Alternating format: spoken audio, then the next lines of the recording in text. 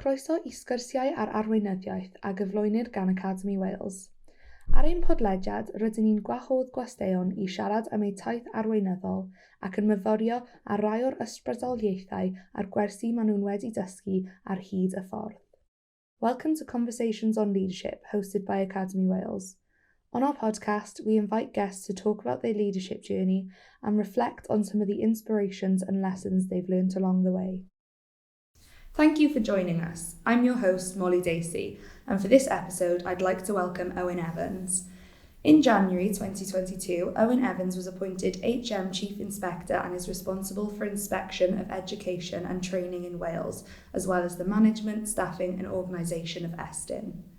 He provides independent advice to Welsh ministers which contributes to the development and review of policy in Wales. Welsh-speaking, Owen was educated at Ysgol Penweddig and Coleg Ceredigion Aberystwyth before graduating in economics from Swansea University. Owen joined Estyn from his position of Chief Executive at S4C, the Welsh language broadcaster. Prior to joining S4C, he was Deputy Permanent Secretary for the Welsh Government, responsible for education and public services. Thank you so much for joining us, Owen.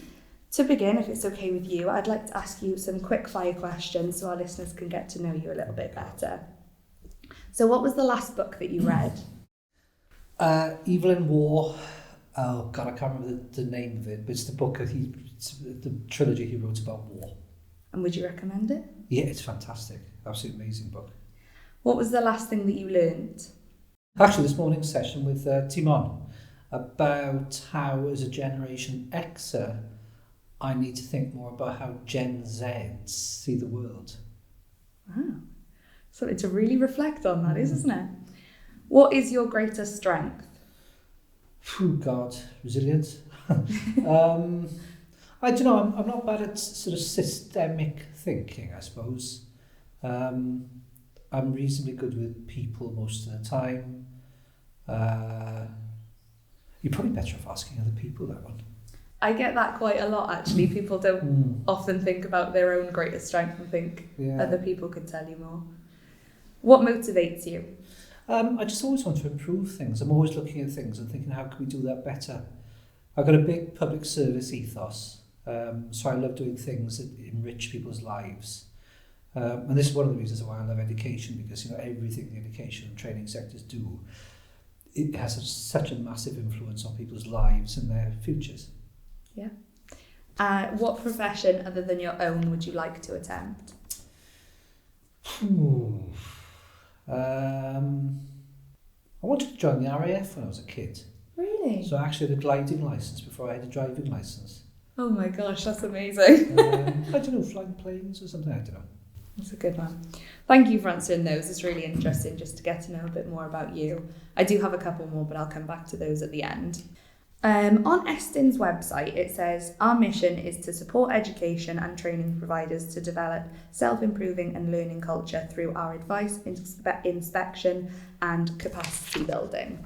So based on that, the theme for this episode is learning culture. What are the key benefits of fostering a learning culture, and how can leaders create a learning culture in their organisation? Well, I think the first thing is that if you're not learning something, then you're stagnating. And there is so much good practice out there, and there are so many clever people doing amazing things, that to fail to learn or to think about how you could do things differently, I think is a real weakness. So I think that for Estyn, this is across so many levels, from what we're learning in terms of education, how that's applied in schools or colleges or work-based learning providers, through to how we interact with people, the people skills we've got, and how we can make what we do accessible to people, through to how we lead. Sometimes Estyn does cast quite a long shadow across the sector, because we're deciding what's good and bad. We really need to learn and to reflect about how best to influence, how best to set examples and things like that. So I think as a learning organisation, it's two things almost. It's one, the willingness to learn and the willingness to adapt, to be open to new ideas. but it's also creating the space to have that thought. And I think one of the weaknesses that you have is frequently people really want to learn, but because they've got the day job and they've got 101 things they're going to do that day and pressures and people shouting at them and all this sort of stuff, that they don't set aside the time to think about, look, if I did that slightly better, or if I talked to someone over there about how we do this, then we could actually make it easier and better and possibly more fun as well. Yeah, that's true.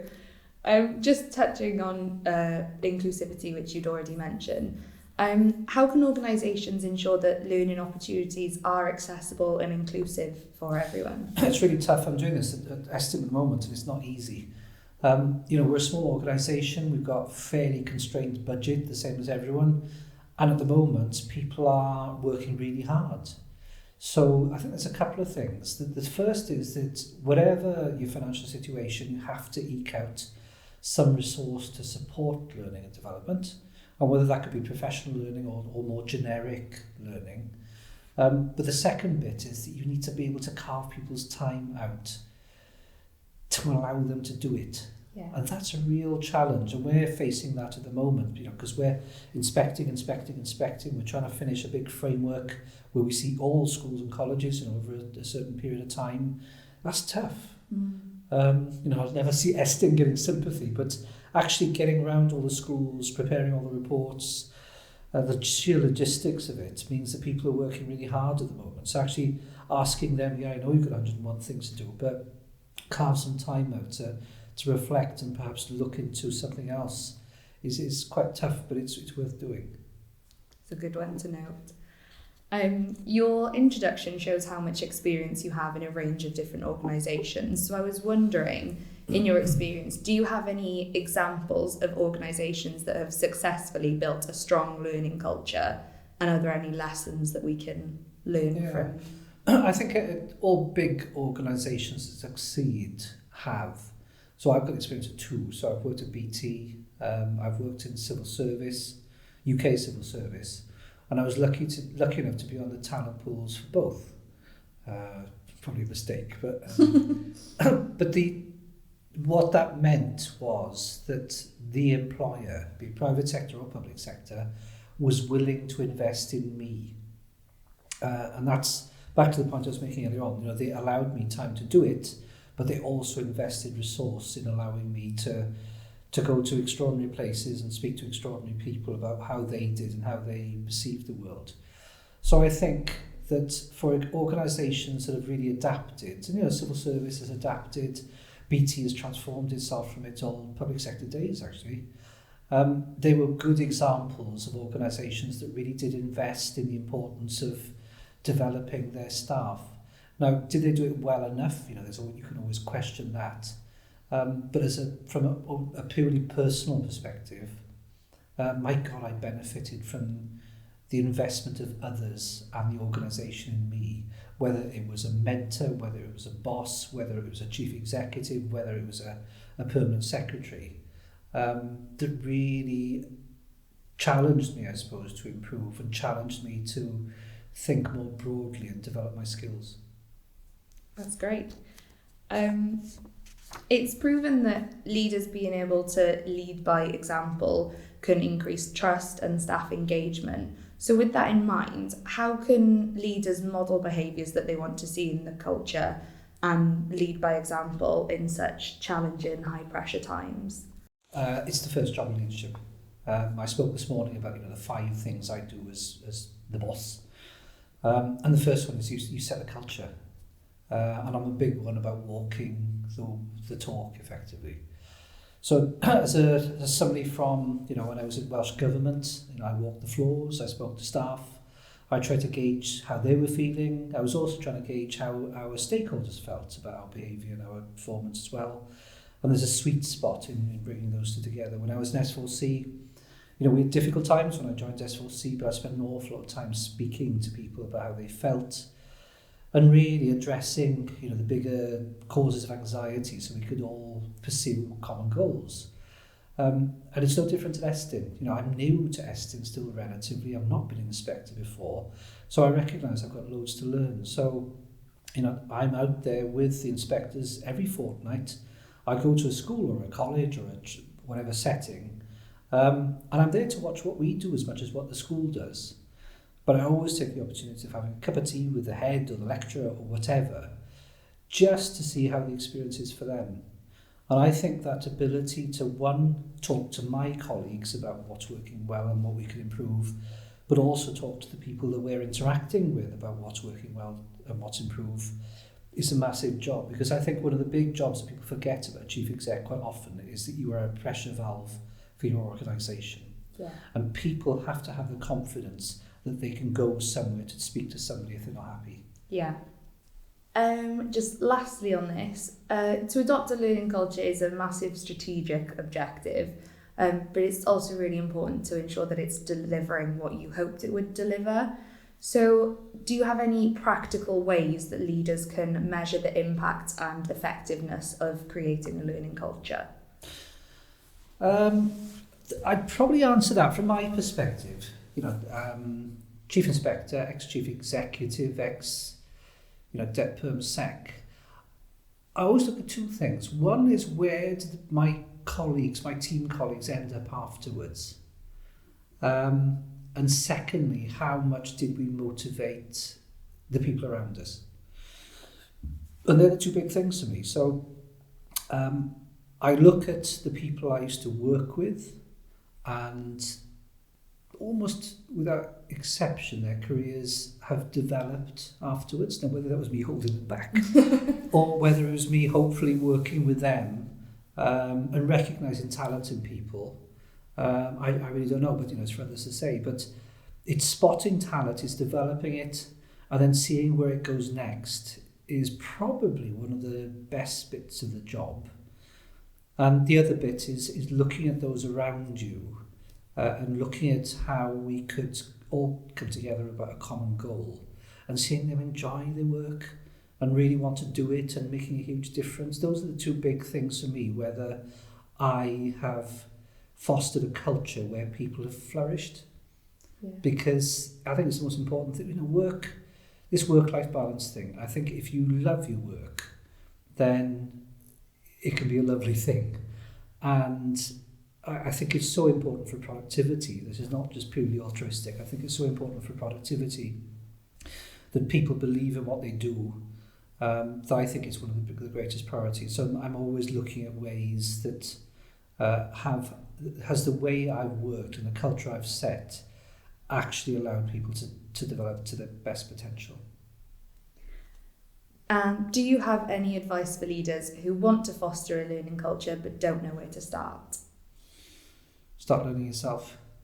Oh, that's a brilliant answer. The first step is back to your question beforehand. How do you model these behaviours? The first thing you're going to show is that I'm carving out time for me to learn, and I am out there looking at what people are doing, coming back with sometimes hairy-arsed ideas, and just testing about how we can do things differently. So start with yourself, and others will follow. It's a great practical one that you can just get on with, isn't it? Thank you so much for the ideas and advice today. But before we end, I'd just like to ask you a few more quick fire questions, if that's okay. Do you or have you ever played a musical instrument? Yes, I played clarinet when I was a kid. When lockdown came, I bought an electric guitar. I showed no talent whatsoever. None. What is your favourite type of food? It changes. I like French cuisine, I've got to say. I love steak. I like Indian. I don't like Chinese as much. Most really. I'm not a huge gourmet, or gourmand rather. So I just like nice food. I'm not particularly posh in that respect. No, good to know. What is your favourite noise? Possibly the sea. Yeah, that's a good one. I think that there's nothing quite as calming, and having grown up in Aberystwyth by the sea, and the first thing I do whenever I go to Aberystwyth is go for a walk down the prom. It's just that white noise that can just clear your mind and settle you. Lovely. Are you more of a morning person or a night owl? Night owl. I do my best work in the morning, but I'm a night owl. Have you always been a night owl? Yeah. Sometimes it changes for people, or that's what I've heard anyway. Yeah, no, if you looked at my natural sleep patterns, they're still that of a student.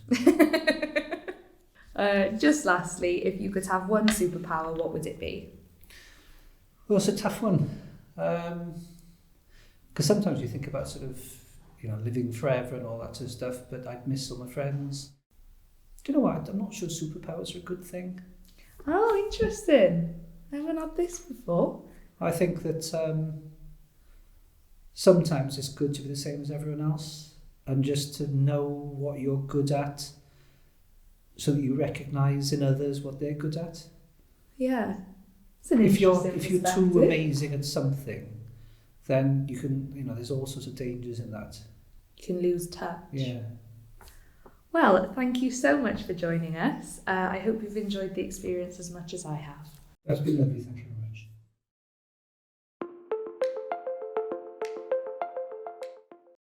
Mae un podlediad sgyrsiau ar arweinyddiaeth ar gael trwy ein gwefan. Mae'r hawlfraint y podlediad yma yn cael ei gadw gan Llywodraeth Cymru. Our Conversations on Leadership podcast is available through our website. Copyright of this podcast is held by the Welsh Government.